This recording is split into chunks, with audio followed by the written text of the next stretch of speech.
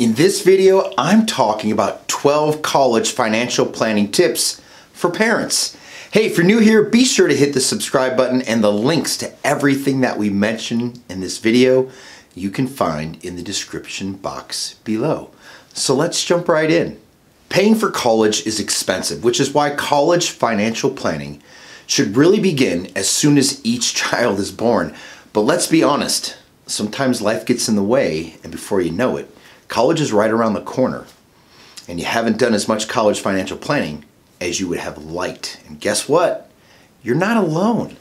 According to NerdWallet, 1 in 5 U.S. parents of children under age 18, that's 20%, say they haven't yet started saving for their children's college education, but they want to. Now, without any college financial planning, many parents and kids find themselves in a difficult situation. And consider these numbers from the Education Data Initiative. The average cost of college in the United States is $35,551 per student per year, including books, supplies, and daily living expenses. And the average in-state student attending a public four-year institution spends $25,700 for one academic year. And the average private nonprofit university student spends a total of $54,000 per academic year, $37,600 of it on tuition and fees. And considering student loan interest and loss of income, the ultimate cost of a bachelor's degree can exceed $500,000. And it's easy to become discouraged seeing those numbers, but there isn't one right or wrong way to pay for college. Now, college students pay for their schooling differently. Some take out loans, others get scholarships, some have parents who pay their way, and others receive little to no help from their parents. Now that your student is quickly approaching their college years, it's time to do some college financial planning together. So let's get started. First, start saving as soon as possible. Ideally, parents should start saving for college when their children are little. And the sooner you start contributing to a college savings account, the more you'll have saved. Consider opening a 529 college savings plan. This type of investment lets you withdraw funds tax-free for college expenses, and you can contribute up to $300,000 in most states. And even if you start saving toward the end of their school years, it will still make a dent in what they'll owe during their college years. Next, keep saving for retirement. A college savings mistake some parents make is to stop saving for their retirement, to start saving for their child's college. And this is a big no-no, but we do understand. As a parent, you want to take care of your child, but think of it this way. If you don't save for retirement, it means your child will one day have to take care of you. Instead, look for ways to contribute to both your 401k and your child's college savings. Hey, do yourself a favor, check to the description box below for a complimentary read titled Saving for Retirement versus College, which is the best choice? Let's move on to number 3, and that is have the college money talk with your kids. One of the most important parts of college financial planning is talking to your kids about it. Don't make the mistake of allowing your child to think you are going to pay for college in its entirety when that's not your plan. One survey found, although 48% of teens expect that their parents are going to cover their college tuition, only 16% of parents say they're planning to foot the bill entirely.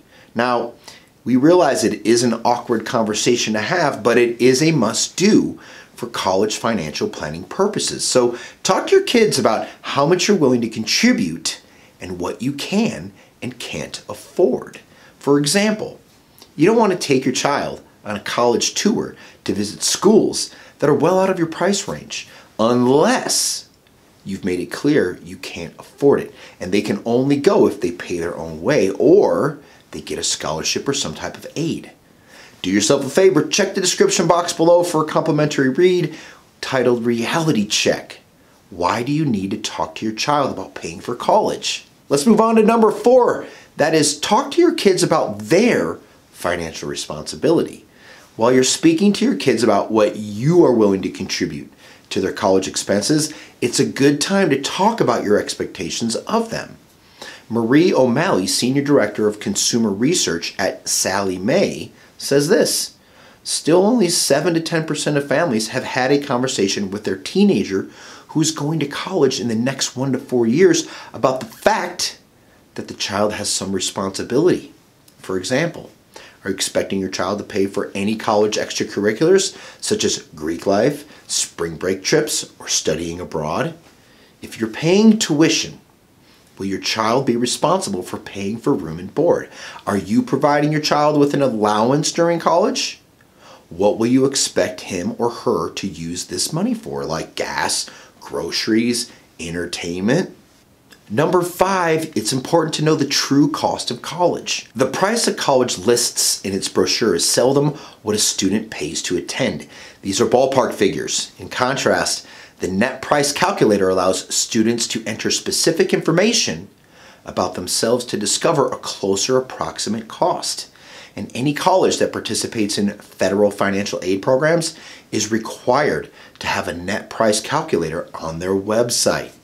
The net price calculator is a calculator that provides the net price, or the amount that a student pays to attend an institution in a single academic year after subtracting scholarship and grants the student receives. So encourage your children or your child to do price comparisons when shopping for colleges. Next, it's important to ask for college contributions as gifts.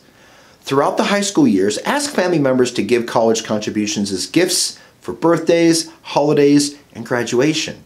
For example, grandparents can directly deposit into a 529 plan or buy non-cash college gifts like computers or textbooks. Hey, if you're still watching, please do us a favor, hit the like button and make sure you subscribe to our channel and hit the little bell to the right to receive notifications of our next posted content.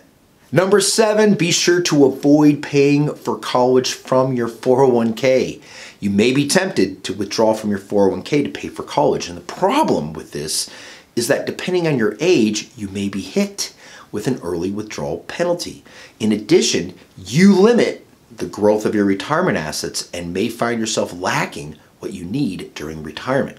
Now, there is an option for a 401k loan, but there's stipulations such as paying it back within 5 years. Be sure to check the description box below for another complimentary read why a 401k withdrawal should be your last resort. Number 8, help kids create a budget while in school. Before you drop your kids off at college, you need to teach them how to budget.